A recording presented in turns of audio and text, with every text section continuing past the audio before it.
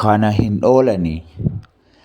Kana hin oolanii obboleettii teenya Quxisuu Qananii Addunyaa kichuu firii irraa eegnu bakka gaabbii hin qabne, bakka miilli hin geenye, iddoo harki hin dhaqqabnetti geggeessinee galle.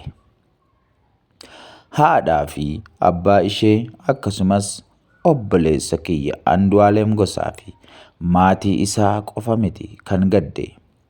Haalli du'a ishee nama garraamummaa ishee beeku, nama naamusa ishee beeku, nama tasgabbii ishee beeku miti. Nama namummaan itti dhagahamu kamiifuu hagam akka gurratti ulfaatu jechaan ibsuun ni ulfaata. Qananiin naamusa qabeettii, obsa qabeettii, kabaja ofii qabdudha.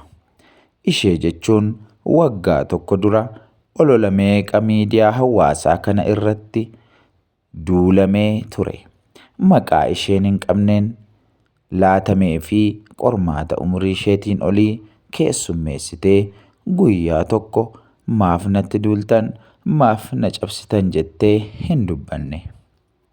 Dhokfattee, obsitee, keessa isheetti gubattee malee tuffattee miti duula sobaa sana hunda kan dabarte. Amma ishee haala nama gaddisiisuun dhabnee jirra. Obboleeyyan kiyya Andu'aalem Gosaa fi Qananii Addunyaa nuti hiriyaa lubbuu ta'uu isaanii, egereef wal abdachuu isaanii, karoora gaa'ilaa qabaachuu isaanii beekna. Waggootaaf mana tokko akka jiraatan, lubbuu jedhanii akka wal waaman beekna. Garuu rakkoo addaa isaan gidduu jiru maaltu akka isaan mudate, murtii hagana nama murteessisu qaamni biraa wal dhabdee isaaniif sababa ta'innaa kan beeku Waaqaa fi isaan qofa. Garuu maaloo yaa ilmaan aayaa fayyadamtoota miidiyaa hawaasaa, odeeffannoo qabatamaa hin taanee fi tilmaama keessaniin irra deddeebitanii hin ajjeesinaa. Isin guyyaa 2-3 miidiyaa irraa dudubbattanii maxxansitanii dagattu. Odeeffannoon isin laattan maatii Qananii fi maatii Andu'aalemiif dhugaa, obboleettii teenya Qananiif, obboleessa keenya Andu'aalem Gosaaf madaa yoomuu hin fayyine. Namoota isin hordofan waan isin dubbattan hunda dhugaadha jedhee warra amanus hin miidhinaa. Addatti immoo warra dhimma kana qoratanitti gufuu akka taatan hin dagatinaa.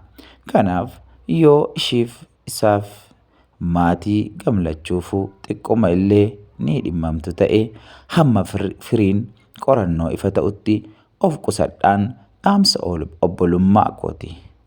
Qanu lubbuun kee boqonnaa haa argattu.